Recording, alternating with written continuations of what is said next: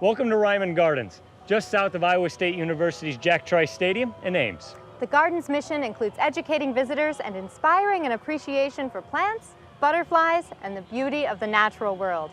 It features 26 unique garden areas and 2 large glass houses inside. We'll have more on those in a moment. Reiman Gardens is part of Iowa State University's mission to educate students in horticulture, the art and science of growing fruits, vegetables, flowers, or ornamental plants. Iowa State's tradition of having a garden dates back to 1914. Thanks to a gift from Roy and Bobby Ryman, the university built Reiman Gardens in the early 1990s, providing a much more visible location on campus. It's a natural and sustainable canvas for horticulture and landscape artists to constantly create living art. There's always something new at Reiman Gardens, whether it be the ever-changing landscape or the annual themes. In 2014, the gardens boldly go where few gardens have gone before, connecting science fiction and outer space with horticulture. A collection of 8 original large-scale pieces of extraterrestrial art invaded the garden, and the pieces are inspired by nature. The theme of the whole exhibition was alien invasion, and since we deal with a lot of invasive species, out in nature, honeysuckle, of course being one of the worst, but also willow being sort of an invasive species in that once it establishes itself, it's really hard to eradicate. And it's this perfectly renewable resource. You cut it off and it grows back, you cut it off and it grows back again, and it just will do that forever. So, that kind of made a nice combination with the theme too. So we're using kind of an invasive plant to portray an alien plant that's invasive. And the idea is the plant comes down and lands on the planet, and then it sprouts out these kind of humanoid-ish forms, which then will spread out and reseed the plant, et cetera, et cetera. So you're going to see the leaves that are coming out at the bottom, and those are all made out of willow. They're 7 feet long, I think, about 3 feet wide, and they're built with willow.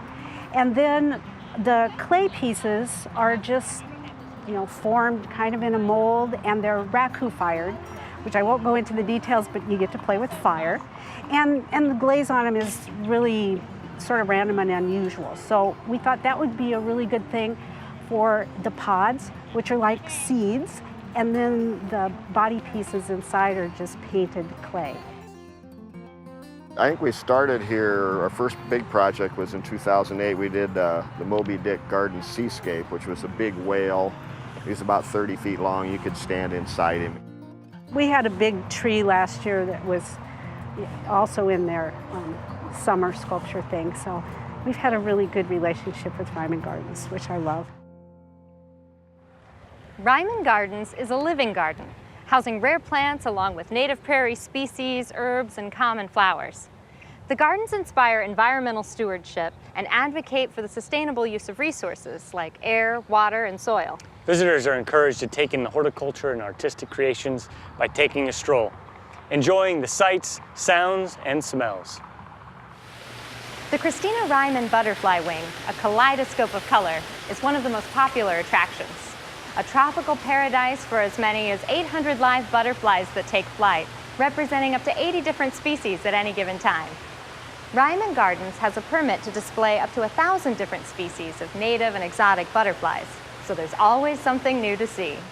So we're regulated by the USDA APHIS PPQ. So what they want to make sure is that all these tropical, essentially insects that we're bringing in, don't make it out into our native environments and become a plant pest. So the butterflies we receive as pupa, and they emerge out in our emergence chambers, and then we bring the adults in here, and the adults will live out the rest of their life in here.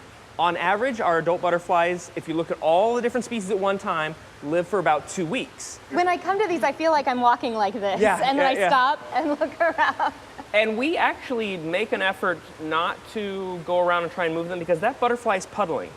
It's taking salts and minerals up from the ground. So it's getting a needed nutrients from the moist substrate down there. We want our visitors to be respectful of the butterfly and pay attention to the butterflies. So we just make people aware that there's a butterfly there and we want you to go around it. We don't want to constantly be coming and moving it. If I were to move that butterfly, the chances are it would take flight, come around, and land right back there again because it wants to be there.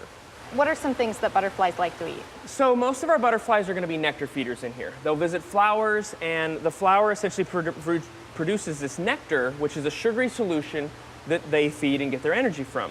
But we have some species of butterflies in here that don't nectar, and in the wild they would never visit a flower. Instead, they like things like dung, urine, carrion, rotting fruit, and tree sap.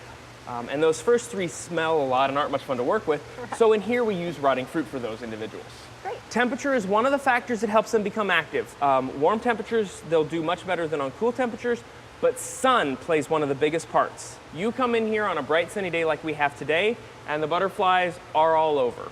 You come in here on a dark gloomy day and you're like, where are all the butterflies? Because they will hide themselves in amongst the plants, and you really have to hunt for them.